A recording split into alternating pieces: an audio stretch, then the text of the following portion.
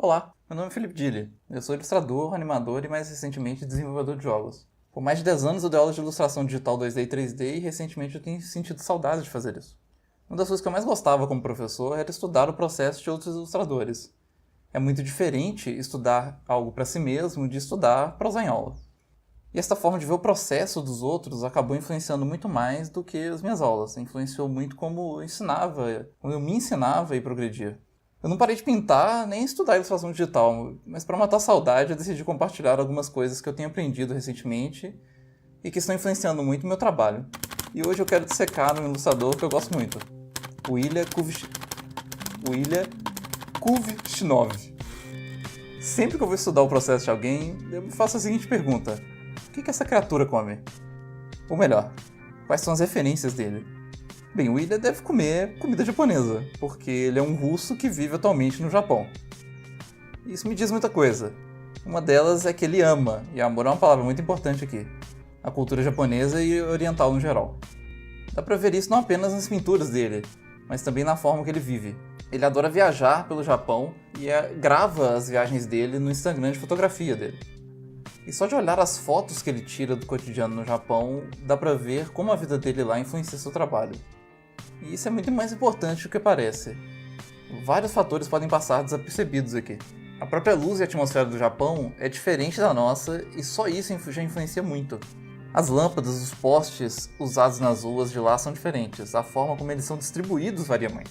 Tudo isso faz parte do cotidiano dele e influencia o seu trabalho. Uma coisa muito comum é olharmos quais ilustradores os artistas que gostamos gostam. E isso é muito importante. Eu mesmo adoro o traço do Ilya, mas não é bem o traço que eu quero estudar. Não é bem o traço dele, e sim a forma como ele trata a pintura digital. O trabalho dele é muito fotográfico, ele referencia muito fotografia. Tanto na iluminação e composição dos retratos que pinta, quanto no acabamento que ele dá para as pinturas. Como eu mesmo amo e pratico fotografia, eu fui investigar quais fotógrafos ele segue e gosta. Acabei encontrando o Hara. O Hara é um fotógrafo coreano de casamentos que também tem um trabalho paralelo com modelos bem alinhados com as pinturas do Ilya. É bem semelhante. Ele pinta umas moças bonitas e extremamente atraentes no cotidiano e intimidade. Dá pra perceber a semelhança da composição, expressão facial e no olhar dos modelos, mas tem uma coisa que me chamou mais a atenção: a luz. As fotografias do Hara têm uma característica voyeur, muito fortes e parte disso vem da iluminação. Ele usa um flash direto e grande, posicionado bem na frente da modelo. Isso cria uma sombra forte que faz um contorno no corpo delas, fazendo a foto ficar bastante estilizada. Eu gosto muito, é bem legal. O Ilya também faz esse tipo de iluminação nas pinturas dele, mas obviamente nem os fotógrafos nem o Ilya se limitam a apenas um tipo de iluminação.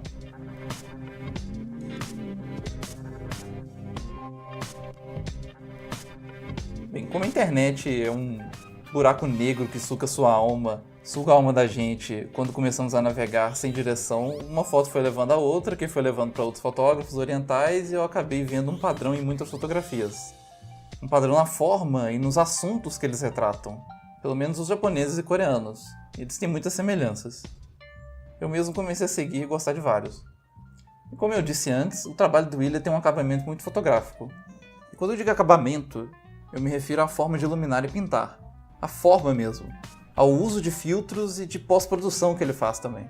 Observando o processo de pintura dele, vi algumas semelhanças com o processo de revelação fotográfica, aquele analógico mesmo. Principalmente na forma que ele usa modos de mesclagem das camadas. E por isso, antes de passar para um exemplo de processo de pintura, é bom mencionar algumas coisas sobre o processo do Ilya. Primeiro, ele usa cor-luz. Ele pinta em RGB e usa cores apenas disponíveis nesses canais, né? Cores bem saturadas às vezes. Outra coisa é que ele pinta usando uma lógica de trabalhar na pintura como um todo.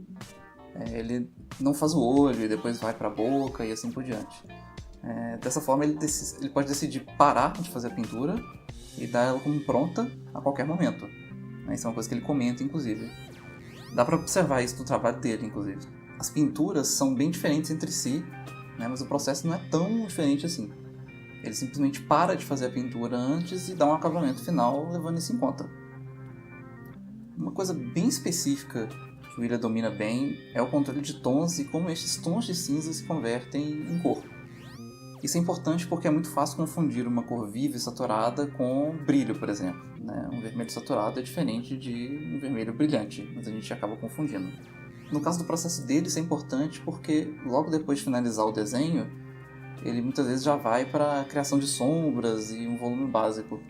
Acaba funcionando muito bem com as cores que ele coloca depois. Ele faz alterações, mas acaba funcionando bem, dá pra ver que ele tem uma noção boa. Uma coisa para se manter em mente em relação a isso é que uma cor saturada tem mais ou menos 50% de cinza. Você precisa dos 50% de cinza para ter a saturação da cor, para ela ficar viva. Então, se manter isso em mente, já fica bem mais fácil. Estudar fotografia é extremamente importante também por vários motivos. Composição e iluminação tem vários recursos diferentes na fotografia, como o uso de sombras na composição. A fotografia fez toda a ideia de compor uma imagem dar um salto muito grande, porque você pode usar, por exemplo, a sombra na composição de forma muito mais criativa, porque você mexe a lâmpada e aí a coisa toda já reage com o enquadramento que você está fazendo. Também, obviamente, por causa dos efeitos de luz disponíveis na fotografia e na ótica e na revelação fotográfica também. Então, uma coisa que o William faz muitas vezes, por exemplo, é colocar defeitos que aparecem na fotografia, por causa de erro de lente e tal, por exemplo, para dar um clima diferente à pintura, o que é bem legal, eu gosto bastante. Estudar todos os principais modos de mesclagem de camadas e como usar máscara de camada também. Essas duas são coisas que ele usa demais. E para entender melhor o seu processo, eu decidi fazer uma pintura usando uma referência do Hara, aquele fotógrafo coreano, tentando ser o mais fiel possível ao processo do William, mas eu não queria simplesmente imitá-lo. E no fim das contas eu acabei fazendo duas pinturas, uma mais fiel ao processo dele e outra mais livre. Eu gostei mais da segunda pintura, mas eu vou usar a primeira como exemplo.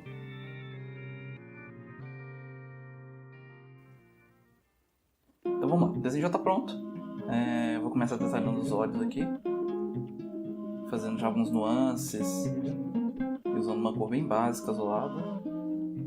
Mas a parte mais importante dos retratos que o William pinta são os olhos, é o olhar. Então é bom começar pelos olhos, E a parte que ele mais detalha também.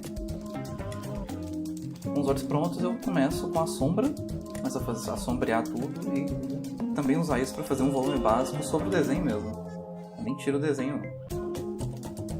Pinceladas bem rápidas e simples, usando um pincel bolinha nítido e outro borrado. E quando eu quero uma parte nítida e uma outra parte borrada, eu pinto com um pincel borrado e depois apago com um pincel nítido. Bem simples. Faço ajuste com ferramentas de seleção e ajuste mesmo. Tudo bem intuitivo, não precisa ser perfeito. Mas já deixando as áreas de luz sem sombra. Já prestando muita atenção onde as áreas de luz, principalmente a luz mais clara, ficam.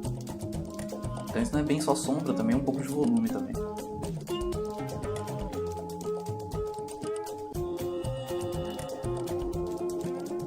E com o volume pronto, eu seleciono o contorno dela e chapo a cor de pele e começo a fazer o volume básico. Agora sim eu faço o volume básico. E é interessante de fazer o volume básico depois de pintar a sombra e o volume básico em uma camada por cima, é a transição entre o extremo do escuro, ali não tem muito extremo, e a cor base. Então gera esse calorzinho no meio, sabe? Que é interessante. Fazendo a boca, desenhando a boca na própria camada de pele mesmo.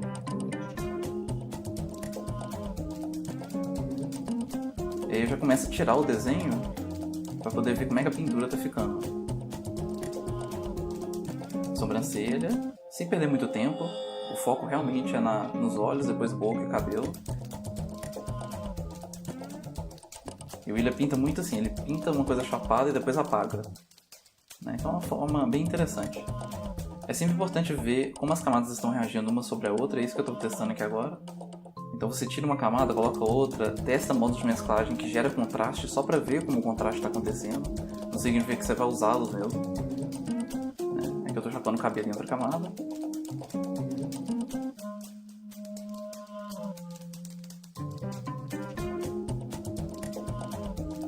E novamente fazendo o volume básico das coisas usando borracha em outra camada usando borracha e pincel borrado e pincel nítido. Então essas linhas do cabelo, você simplesmente faz uma mancha grande de cor e depois apaga onde você quer que tenha linha, onde o filete de cabelo é mais fino. Eu tô testando uns modos de mesclagem diferentes, só pra ver algumas coisas. Então aquela ideia que eu falei da pintura geral sempre ficar pronta, dá pra ver claramente aqui. A pintura já pode ser considerada pronta, mas eu vou continuar detalhando porque esse é o propósito do vídeo, mas já dá pra dar como pronta aqui, porque eu não fiquei detalhando cada coisa demais, eu fui sempre fazendo um pouco de cada. Aqui eu tô detalhando os volumes e os nuances do nariz, da boca, e depois vou voltar pros olhos, porque eu tô fazendo uma coisa muito importante nas pinturas do William, que é a maquiagem. Maquiagem é extremamente importante, é bom dar uma boa estudada em maquiagem mesmo, como maquiagem é feita para poder melhorar as pinturas.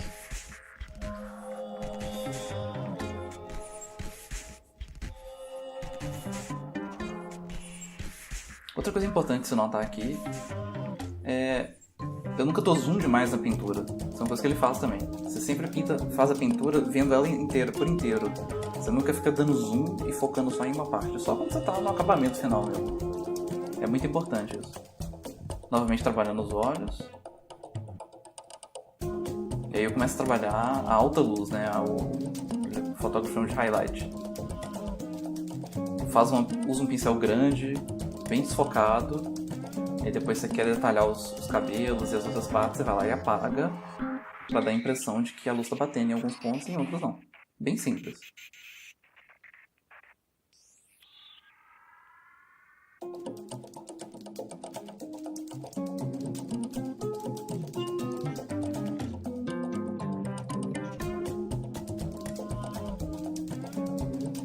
Trabalhando nos pequenos detalhes.